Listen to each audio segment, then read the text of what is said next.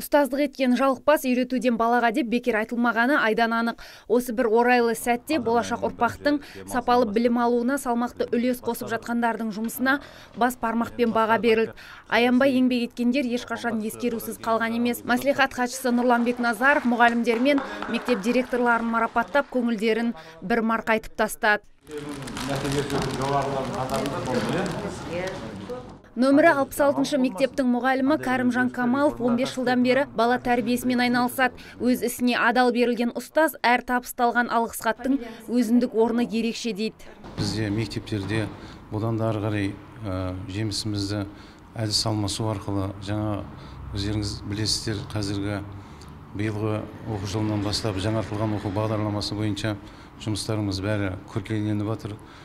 Бізде солар арқылы өзіміздің еңбегімізді жоғарыдан көрсетуге тырысып жатырмыз.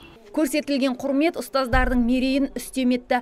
Жанат Арысбек қызы мәслихат хатшысының бұл құрметіне шексіз алғысын білдірді. Ал шағын мерекелік жиын шығармашылыққа жаны жақын директордың бас ұстазға арнаған өлең шумағымен қорытындыланды.